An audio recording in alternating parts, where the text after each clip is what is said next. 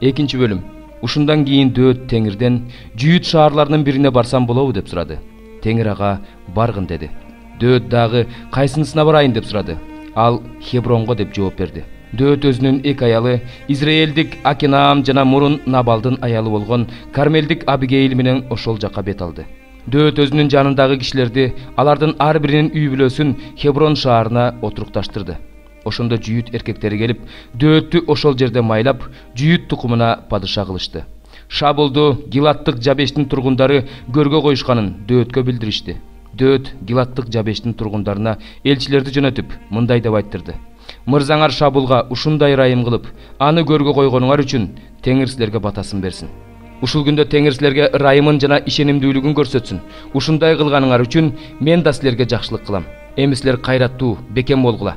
Мырзаңар Шабул өлдү. Мени болсо Жүйүттөр өздөрүнө падыша кылып майлашты».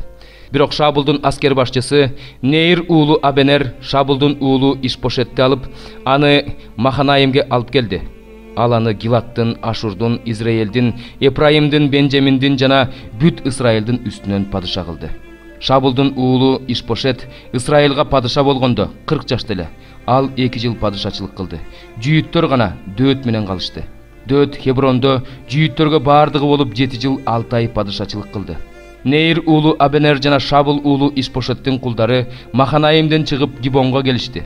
Серуянын уулу Жояб да Дөөттүн кулдары менен чыгып Гибон көлмөсүнүн жанында жолугушту. Тигилер көлмөнүн аркы өзүнө, булар берки өзүнө жайгашышты. Абонер Жоябка: «Жигиттер туруп биздин алдыбызда тамаша курушсун» деди. Жояб: «Болуптур, турушсун» деди. Ошондо Шабулдун уулу Ишпошет тараптан Бенжаминдик 12 жигит, Дөөттүн кулдарынын ичинен 12 адам туруп барышты. Алар бири-бирин баштан кармап, бири-бирин капталга кылыч менен сайып, бирге өлүштү. Ошондон улам Гибондогу бул жер Хелкат Ат-Сурим деп аталып калды. Ошол күнү катуу кыргын болду. Абенер ысрайылдык кишилер менен бирге Дөөттүн кулдары тарабынан кыйроого учурады. Ал жерде Серуянын 3 уулу бар болчу: Жояб, Абышай жана Асаел. Асаел талаадагы жейрендей тез чуркачу. Абенердин изинен оңго да, солго да бурулбай, Асаел Абенердин артынан кууду. Абенер артына кылчайып карап: «Бул сенсиңби, Асаел?» деп сурады. Тиги: «Менмин» деди. Абенер ага: «Оңго же солго бурулуп кет, уландардын арасынан бирөөнү тандап, анын куралын ал» деди. Бирок Асаел андан калгысы келбеди. Абенер Асаелге дагы бир жолу: «Кууганыңды токтот, болбосо сени жерге сулатып салам. Анан бир тууганың Жоябты кайсы бетим менен карайм» деди.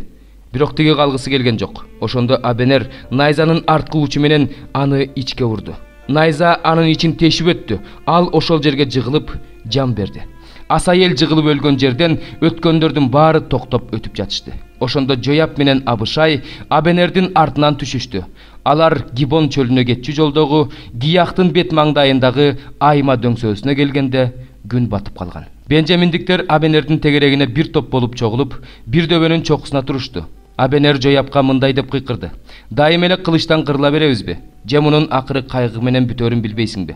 Бир туугандарыңардын артынан куубагыла деп элге качанкыга чейин айтпайсың?» Жояб: «Кудай тирүү, сен башкача сүйлөгөндө алар өз бир туугандарынын артынан кууганын эртең менен эле токтотушмак» деди. Жояб сурнайын алып тартканда элдин баары токтоп, ысрайылдыктарды андан ары куубай калышты. Салгылаш токтоду.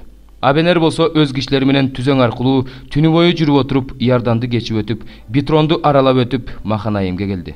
Жояб Абенерди кууганын токтотуп кайтып келди да өз кишилерин чогултту. Дөөттүн кулдарынан Асаелден башка 19 адам кемигенин тактады.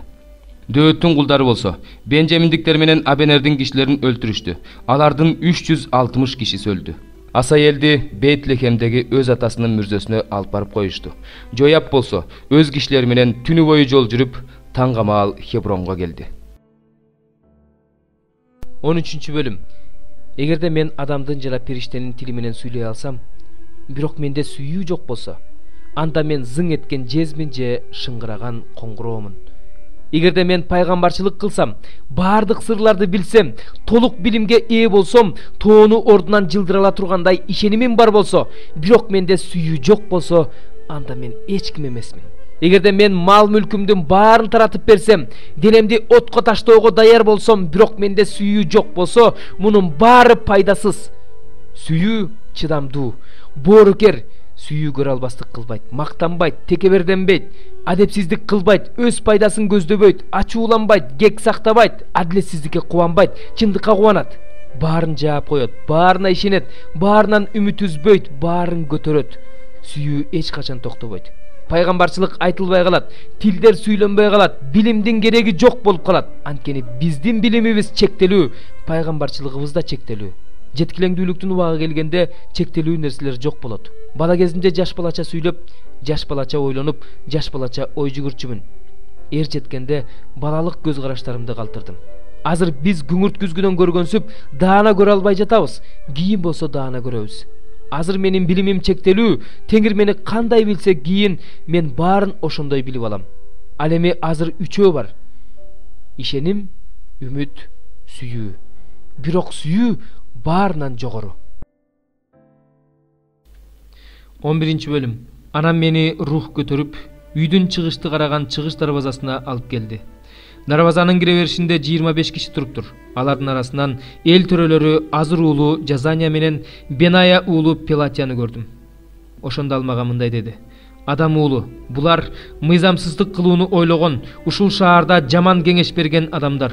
Алар жакында эмес, үйлөрдү куралы. Шаар казан, биз болсо этпиз дешет. Ошондуктан аларга каршы пайгамбарчылык кыл, адам уулу, пайгамбарчылык кыл. Ошондо мага Теңирдин руху түшүп мындай деди. Теңир мындай дейт: Ысрайыл, силердин эмнени сүйлөп жатканыңарды жана акылыңарга эмнегелерин мен билем. Силер бул шаарда көп адамдарды өлтүрдүңөр, анын көчөлөрүн өлүктөргө толтурдуңар. Ошондуктан Кудай Теңир мындай дейт: Силер бул шаарда өлтүргөн өлүктөр эт, шаар болсо казан. Бирок мен силерди анын ичинен чыгарам. Силер кылычтан коркосуңар. Ошон үчүн мен силерге каршы кылыч жиберем дейт Кудай Теңир. Мен силерди анын ичинен чыгарып, башкалардын колуна салып берем. Ошентип силерди жазалайм. Кылычтан өлөсүңөр. Силерди Ысрайыл жеринде жазалайм. Ошондо менин Теңир экенимди билесиңер. Ал шаар силер үчүн казан болбойт. Силер анын ичиндеги эт болбойсуңар. Силерди Ысрайыл жеринде жазалайм. Ошондо менин Теңир экенимди билесиңер. Анткени силер менин буйруктарым боюнча жүргөн жоксуңар. Менин мыйзамдарымды аткарган жоксуңар. Тескерисинче, тегерегиңердеги элдердин мыйзамдары боюнча жүрдүңөр. Мындай болду. Мен пайгамбарчылык кылып жатканда Беная уулу Пелатия өлдү. Ошондо мен жүзтөмөндөп жыгылып, катуу өкүрүп: "О Кудай Теңир, сен чын эле, сен Ысрайылдын калдыгын акырына чейин кыргың келип жатабы?" дедим. Ошондо мага Теңирден сөз болду. Адам уулу, Иерусалим тургундары бир туугандарыңа, кандаш бир туугандарыңа жана бүт Ысрайылга, алардын баарына: Теңирден алыс жашагыла. Бул жер бизге ээлик кылууга берилген деп жатышат. Буга мындай де, Кудай Теңир мындай дейт: Мен аларды элдердин арасына кууп жибергениме карабастан, аларды жерлерге чачыратып жибергениме карабастан, алар барган жерлерде мен алар үчүн анча чоң эмес, ыйык жай болом. Ошондуктан айт, Кудай Теңир мындай дейт: Мен силерди элдердин арасынан чогултам. Кайсы жерлерде чачылып жүрсөңөр, ошол жерлерден силерди кайра алып келем. Силерге Ысрайыл жерин берем. Алар ал жерге келип, анын ичинен анын баардык жийиркеништерин, анын баардык ыпластыктарын жок кылышат. Аларга бир жүрөк берем. Алардын ичине жаңы рух салам. Алардын денесинен таш жүрөгүн алып, аларга эт жүрөк берем. Ошондо алар менин буйруктарым боюнча жүрүшөт, мыйзамдарымды сакташат, аларды аткарышат жана менин элим болушат. Мен болсо алардын Кудайы болом. Ал эми кимдин жүрөгү өзүнүн жийиркеништерине жана ыпластыктарына кызыгып, ошолордун артынан түшө турган болсо, анда аларды өздөрүнүн жолдоруна жараша жазалайм дейт Кудай Теңир.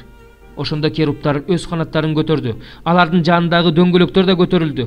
Алардын жогору жагындагы Ысрайыл Кудайынын даңкы да көтөрүлдү. Ошентип, Теңирдин даңкы шаардын ортосунан көтөрүлүп, шаардын чыгыш жагындагы тоонун үстүнө токтоду. Анам мени рух көтөрүп, Кудайдын руху көргөзгөн көрүнүштө Каздимге, көчүрүлүп кеткендерге алып келди. Анан мен көргөн көрүнүш мени таштап кетти. Ошондо мен Теңирдин мага ачып берген баардык сөзүн көчүрүлүп кеткендерге айтып бердим. 49-забур. Кудайдын Кудайы, Теңир үн салып, күн чыгыштан күн батышка чейин жер жүзүндөгүлөрдүн баардыгын чакырат. Кудай сулуулуктун туу чокусу болгон Сион тоосунан келет. Кудайыбыз келе жатат. Ал унчукпай келе жаткан жок. Анын алдында баарын жалмаган от, анын тегерегинде катуу бороон бар. Ал өз элин соттоо үчүн жогорудан асман менен жерге чакырык салып жатат.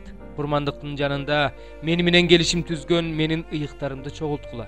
Асман анын чындыгын жар салып жатат. Анткени бул сот Кудайдын өзү. Элим, мени ук, мен сүйлөйм. Ысрайыл, мен сага каршы күбөгө өтөм. Мен Кудаймын, сенин Кудайыңмын. Мен сени курмандыктарың үчүн жемелебейм. Сенин бүтүндөй өрттөлчү курмандыктарың дайыма менин алдымда. Сенин үйүңдөн бука чарды албайм. Сенин корооңдон текеди албайм. Анткени токойдогу жаныбарлардын баары меники, тоодогу миңдеген мал да меники. Тоодогу баардык куштарды билем. Талаадагы жаныбарлар менин алдымда. Эгерде мен ачка болсом да сага айтмак эмесмин. Анткени бүткүл аалам жана анда жашагандардын баары меники. Мен бу качардын этин жемек белем. Текенин канын ичмек белем. Кудайга курмандык катары даңктоо тартуула. Кудуреттүү Кудайга берген убадаларыңды аткар. Башыңа кыйынчылык түшкөн күнү мени чакыр, мен сени куткарам. Сен болсо мени даңктайсың. Күнөөкөргө болсо Кудай мындай дейт: эмне үчүн сен менин мыйзамдарымды жар саласың, осуятымды оозуңа аласың? Бирок өзүң менин мыйзамдарымды жек көрөсүң, менин сөздөрүмдү артыңа таштайсың. Ууруну көргөндө ага кошулуп кетесиң, ойноштук кылгандар менен катташасың. Оозуңдан жаман сөздөр чыгат, тилиң болсо амалкөй сөздөрдү куйлуштуруп сүйлөйт. Отуруп алып бир тууганыңа каршы сүйлөйсүң, өз энеңдин уулун жамандайсың. Сен ушундай кылдың, бирок мен унчуккан жокмун. Өзүң кандай болсоң, мени да ошондой ойлодуң. Айыбыңды ачып, күнөөңдү өз көзүңө көрсөтөм. Кудайды унуткандар мына ушуну түшүнгүлө. Болбосо мен силерди жазага тартсам, эч ким куткарбайт. Мага курмандыкка даңктоо арнаган адам, мага урмат көрсөткөн адам, өз жолун байкап жүргөн адамга мен Кудайдын куткаруусун көрсөтөм.